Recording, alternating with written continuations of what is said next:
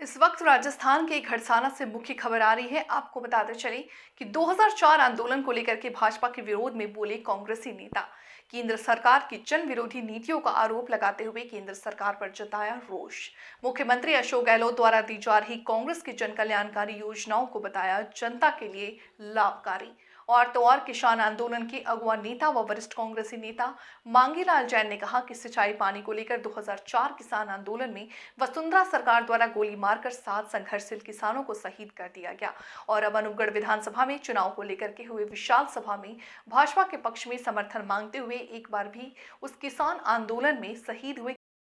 नमस्कार, आप देख रहे हैं T1024 न्यूज़। मैं आपके साथ नहित अग्रवाल घड़साना से। तो जैसा कि आप सब जानते हैं, चुनावी सरगर्मियां लगातार जारी है, जिसको लेकर सभी प्रत्याशी अपने अपने चुनाव प्रचार में लगे हुए हैं। हर तरफ कहीं ना कहीं समर्थन तो कहीं ना कहीं विरोध प्रदर्शन भी लगातार जारी है, जिसको लेकर आज हम पहुंचे हैं घड़साना धान मंडी में। और हमारे साथ मौजूद है कांग्रेस के विभिन्न किसान नेता। अब उनसे बात करेंगे और जानेंगे स्थिति के बारे में। हमारे साथ मौजूद हैं किसान आंदोलन के अगुवा नेता व वरिष्ठ कांग्रेसी नेता मांगीलाल जी जैन। इनसे बात करेंगे। नमस्कार सर। नमस्कार, बहुत बहुत धन्यवाद आपका यहाँ पधारने का। सर, जो हमारा क्षेत्र है वो एक किसानों का क्षेत्र है, जिसको लेकर किसान वर्ग द्वारा प्रथम चरण के किसान वर्ग द्वारा हमेशा जो सिंचाई पानी के लिए लगातार आंदोलन किया जा रहा है। तो मैं ये जानना चाहूँगा, कांग्रेस सरकार का किसानों के लिए फिलहाल क्या रवैया है? कांग्रेस सरकार का रवैया बहुत ही सहानुभूतिपूर्ण है और जब जब भी पानी की ज़रूरत हुई है, जब जब भी पानी की क्राइसिस आई है, जब भी मुख्यमंत्री जी को अवगत कराया गया है, उन्होंने बिना किसी देरी किए हुए और बिना किसी लाग लपेट के अधिकारियों पे अपना नियंत्रण रखते हुए किसानों के लिए पानी उपलब्ध करवाने का काम किया है। 2004 का आंदोलन एक बहुत ही महत्वपूर्ण और ऐतिहासिक आंदोलन था, जो संपूर्ण भारत में घड़साना आंदोलन के नाम से आज भी लोग याद करते हैं।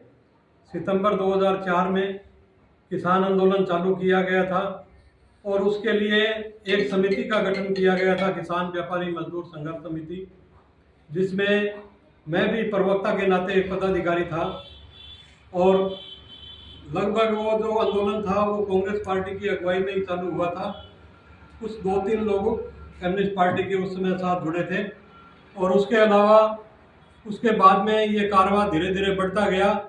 जिस दिन हमने पहले दिन धरना लगाया, 700 के करीब लोग थे और उसके बाद में ये संख्या इतनी तेज गति से बढ़ी कि 30,000 तक की गैदरिंग यहाँ सभाओं में आने लग गई। भारतीय जनता पार्टी की वसुंधरा राजे जी की सरकार थी, उन्होंने बहुत ही अत्याचार किए। 8 लोग यहाँ उस आंदोलन में शहीद हो गए और पूरे आंदोलन को चलाने के लिए कांग्रेस ने तन मन और धन से, आर्थिक दृष्टि से भी उस आंदोलन को चलाने के लिए बहुत बड़ा सहयोग किया था, जबकि अन्य पार्टियों का कोई विशेष सहयोग नहीं था। सिर्फ 2-3 लोग कम्युनिस्ट पार्टी के थे। लेकिन बाद में धीरे धीरे उन्होंने अपनी पार्टी के प्रचार कर आंदोलन से कम और अपनी पार्टी को सुदृढ़ बनाने में लग गए। कुछ युवाओं को उन्होंने अपने ओर आकर्षित करने की कोशिश की तथा उस समय जो सरकार के अत्याचार आंदोलन पर हुए, उसके कारण युवा लोग जो थे वो कुछ आक्रोश में आ गए।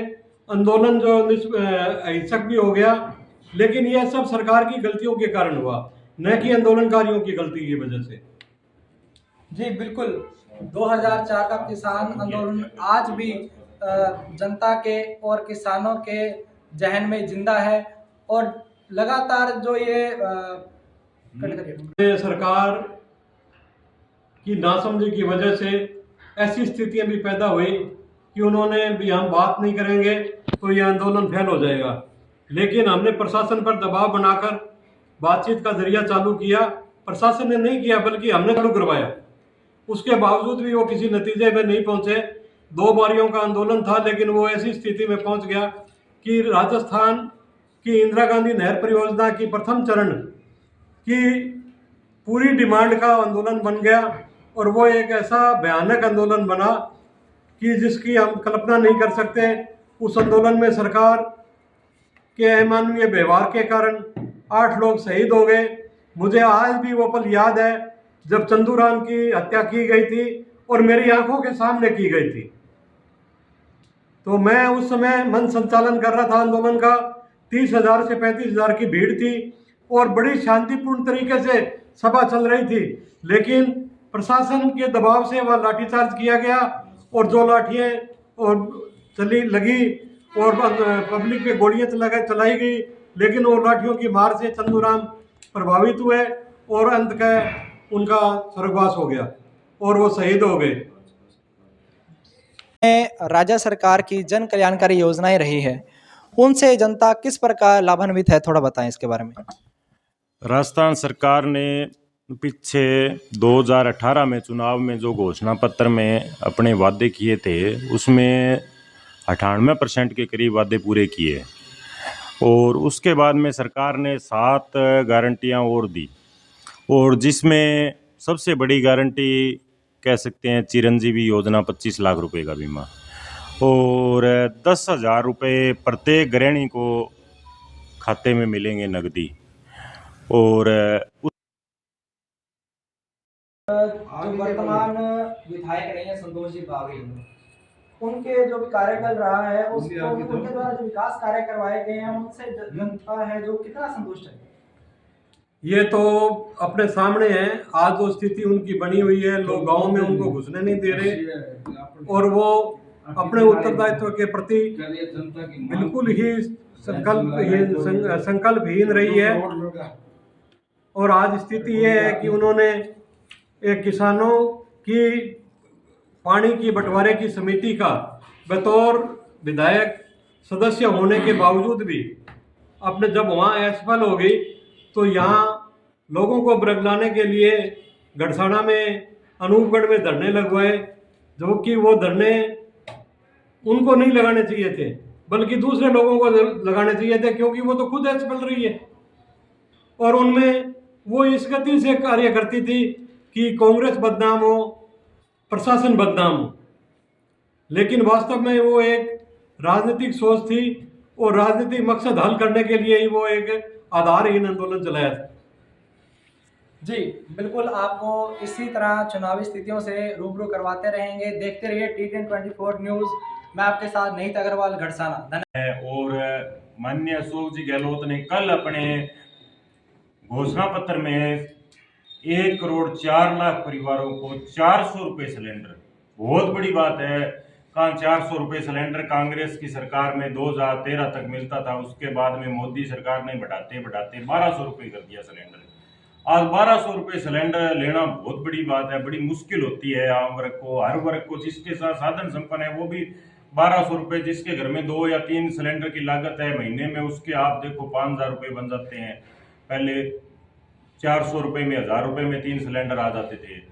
तो सरकार ने 400 रुपये में सिलेंडर की घोषणा की है। इस प्रकार की बहुत सारी योजनाएं जो आम वर्ग के लिए है, OPS है जो कर्मचारियों के लिए है, तो हर वर्ग के लिए, हर वर्ग को साधने की कोशिश की है, हर वर्ग को लाभ पहुंचाने की कोशिश की है माननीय अशोक गहलोत जी ने। और इसी आशा उम्मीद के साथ सरकार भी रिपीट होने जा रही है और हमारे यहाँ से प्रत्याशी कांग्रेस का जीतने जा रहा है। जी बिल्कुल, राज्य सरकार की इन जन कल्याणकारी योजनाओं से जनता को बहुत सहूलियत मिली है और लाभान्वित भी हुई है। तो इसी के चलते हमारे साथ मौजूद हैं ब्लॉक कांग्रेस अध्यक्ष दिलीप चिचोटिया। इनसे बात करेंगे और जानेंगे। नमस्कार सर। नमस्कार, धन्यवाद आपको भी। सर, जो केंद्र सरकार की जन विरोधी नीतियां रही है उसके बारे में बताएं। केंद्र सरकार की जन विरोधी नीति आम किसान के लिए बहुत ही कष्टदायक थी। ये 3 काले कानून जो सरकार ने थोपे थे वो कतई किसान के हित में नहीं थे। उससे किसान और मजदूर, छोटे व्यापारी सब खत्म होने का सिस्टम ये सरकार ने कर दिया था।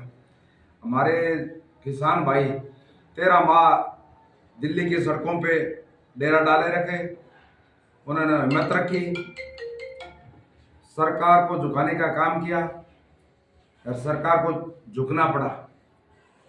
ये लोकतंत्र को खत्म करने की बात कर रहे हैं PM मोदी साहब। आपने, ऐसा हो नहीं सकता। ये आज़ाद भारत है, इसमें सबको अधिकार है अपनी बात रखने का और का। तो इसलिए ये काले कानून दबाव में आके सरकार को वापस लेने पड़े।